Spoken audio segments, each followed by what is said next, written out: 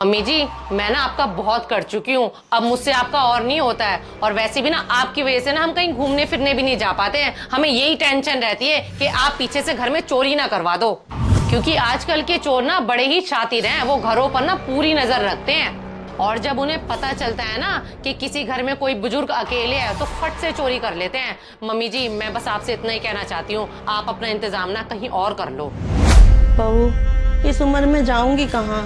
वैसे भी तुम लोगों के अलावा इस दुनिया में मेरा है कौन? और तुम लोगों को तंग भी नहीं करती हो। जो दे देते हो मैं खा लेती हूँ। क्या मम्मी जी, जो देते हो वो खा लेती हूँ? आप तो ऐसे कर रहे हो कि आपको हम रूखा सूखा देते हैं। मम्मी जी, जो हम खाते हैं ना वही हम आपको खिलाते हैं। अब ना अपनी नौटंकी बंद करो और किचन में ढेर सारे बर्तन पड़े, वो जाके धो लो। बेटा तू जो मर्जी कर, अपनी सास से पीछा छुड़ा ले। बुढ़िया ने तो बहुत तंग कर रखा है। अरे हाँ मम्मी, मैं तो खुद अपनी सास से पीछा छुड़वाना चाहती हूँ, पर ये अभी जल्दी से जाने वाली नहीं है ऊपर। और घर का एक कमरा है तो इन्होंने खामा घेरा हुआ है। अगर ये ना हो ना तो मैं वो कमरा अपने बेटे का स्टडी रूम बना दूँ। मम्मी, वैसे भी अब बच्चों को ना प्राइवेसी चाहिए होती है, और वैसे भी मेरा बेटा ना इकलौता है और मैं उससे बहुत प्यार करती हूँ। बेटा तू ऐसा कर, अपनी सास को बोल बाहर बरामदे में रहा करे, जब सोना हो तो अपने रूम में चली जाए करे। हाँ मम्मी, आइडिया अच्छा है। मैं ना बात करती हूँ जाकर। ठीक है, बाय। मम्मी जी, ऐसा है, आज से ना आप ना बरामदे में ही रहा करो और ना सोने के लिए अपने रूम में जाया करो। अब चिंटू ना बड़ा हो रहा है, उसको ना प्राइवेसी चाहिए होती है अपनी। ठीक है बहू, मैं बाहर बरामदे में रह लूंगी। मेरी वजह से तुम लोगों को कोई दिक्कत नहीं होनी चाहिए।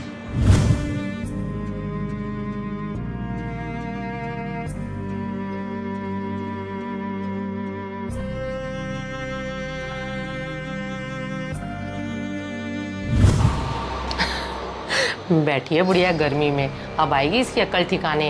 कहती है ना मैं तुम लोगों को छोड़ के कहाँ जाऊंगी, अब भागेगी ये दुम दबा के। गर्मी ज्यादा ही लग रही है, ऐसा करती हूँ उसको हाथ वाला पंखा दे देती हूँ, नहीं तो मुझे खामखा परेशान करती रहेगी। मम्मी जी, ये लो पंखा, इससे हवा कर लेना। देख लो मैं आपका कितना ध्यान रखती हूँ।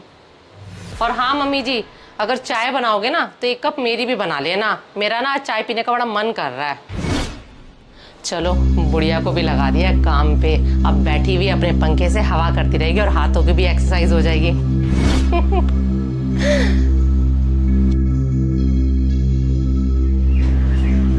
लगता है राजीव ऑफिस से आ गए हैं। एक तो मुझे राजीव का आज तक समझ नहीं आया है, बंदा ऑफिस से घर आता है, पहले अपनी बीवी बच्चों से मिलता है, ये तो सीधा पहले मम्मी जी के कमरे में जाते हैं, पता नहीं क्या मम्मी जी के पल्लू से बन जाते हैं। आज जाके देखती हूँ ये माँ बेटे बात क्या करते हैं। और क्या मम्मी जी, मैं तो आपको कितनी बार कहता हूँ कि आप वृंदावन जाया करो, बल्कि इस चीज का फायदा उठाया करो जो पंडित जी हर महीने वृंदावन बस लेके जाते हैं। अरे बेटा, माना कि पंडित जी हर महीने बस लेके जाते हैं वृंदावन, लेकिन बेटा 1500 रुपये भी तो लेते हैं। अरे मम्मी जी, 1500 रुपये पर पर्सन ही तो लेते हैं। मैं तो कह रहा हूँ बिल्कुल ठीक लेते हैं, उसमें आपको खाना पीना भी देते हैं, वहाँ एक रात रुकवाते भी हैं। मैं तो कह रहा हूँ मम्मी जी, आप ना हर महीने वृंदावन जाया करो, मैं हर महीने पंडित जी को 1500 रुपये दे दिया करूंगा। पता नहीं क्या पट्टी पड़ा रखी है इस बुढ़िया ने, मेरे पति को अपने वश में ही कर रखा है। जनाब आते हैं सीधा मम्मी जी के कमरे में जाते हैं, ये नहीं कि अपने बीवी बच्चों से मिलो। और देख तो लो इनकी जरा हरकतें, मैं पैसे मांगू ना तो अपने 10 खर्चे गिनवा देते, अपनी 10 मजबूरियां बता देते हैं, और मम्मी जी को खुद ही कह रहे हैं कि मम्मी जी आप जाया करो, मैं आपके पैसे दे दिया करूंगा। आने दो। आइए सर जी, आइए। ये चिंटू ने अपनी साइकिल बाहर ऐसे कैसे फेंक रखी है? उसको बोलो चलाता है ना तो ठीक से खड़ी किया करे। आया नहीं क्या अभी ट्यूशन से वो? नहीं, चिंटू अभी नहीं आया ट्यूशन से।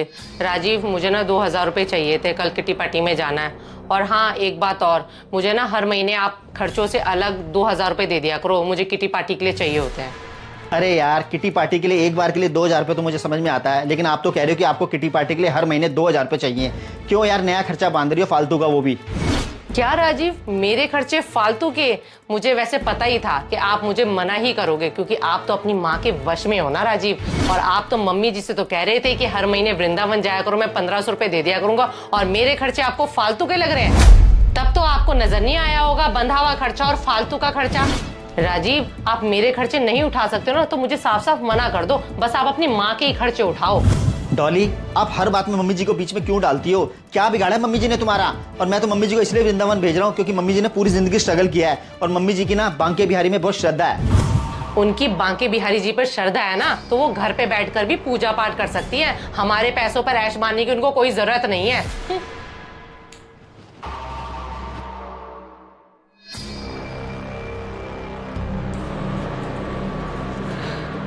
मम्मी, मैं बहुत दिनों से देख रहा हूँ आप गर्मी में बाहर बरामदे में बैठे रहते हो, आप अपने रूम में क्यों नहीं बैठते हो? बेटा, चिंटू पढ़ाई करता है मेरे रूम में, इसीलिए आके यहाँ पे बैठ जाती हूँ मैं।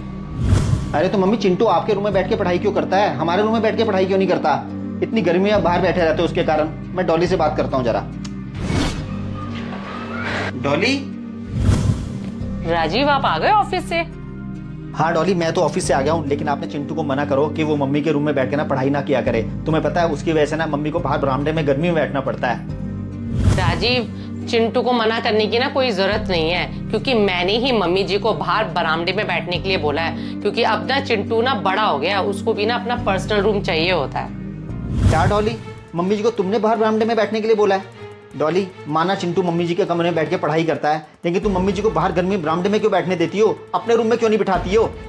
क्या मम्मी जी को मैं अपने कमरे में बिठा लूं? राजीव, साफ कहना सुखी रहना अपना बहुत ज्यादा हो गया है। आप ना मम्मी जी को ऐसा करो, वृद्धाश्रम छोड़ाओ, क्योंकि अब मैं ना मम्मी जी के साथ रह नहीं सकती हूँ, क्योंकि मैं ना अकेले रहना चाहती हूँ। अगर आपने मम्मी जी को वृद्धाश्रम नहीं छोड़ा ना, तो मैं पूरा सामान पैक करके अपनी माँ के घर चली जाऊंगी। ठीक है डॉली, अब तुम अकेले रहना चाहती हो ना, तो मेरे पास ना और कोई रास्ता बचता नहीं है। अब मुझे मम्मी जी को वृद्धाश्रम छोड़ के आना ही पड़ेगा।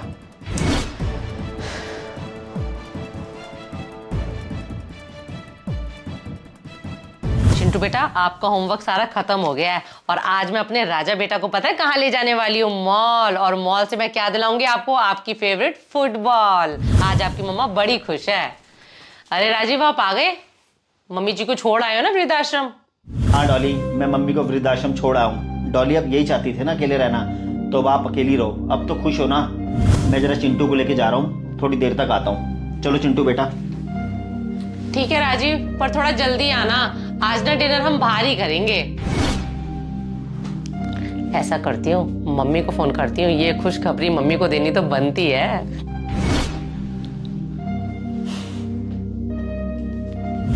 और बेटा, क्या हाल है? आज तो बड़ी खुश लग रही है। मम्मी, आज मैं बड़ी खुश हूँ। फाइनली आज बुढ़िया को भेज दिया मैंने वृद्धाश्रम। हाँ, राजीव गए चिंटू को लेके अभी आते ही होंगे, और आज हम ना डिनर पे जा रहे हैं बाहर। मम्मी, सेलिब्रेशन तो बनता ही है ना। अरे वाह बेटा, तूने तो बहुत बड़ी खुशखबरी दी है। मैं अभी नेनू को फोन करके बताती हूँ। आज तो मैं ये वाली साड़ी पहन के जाऊंगी। राजीव को मैं ग्रीन कलर की साड़ी में ना बहुत ही अच्छी लगती हूँ। अरे राजीव, आप आ गए?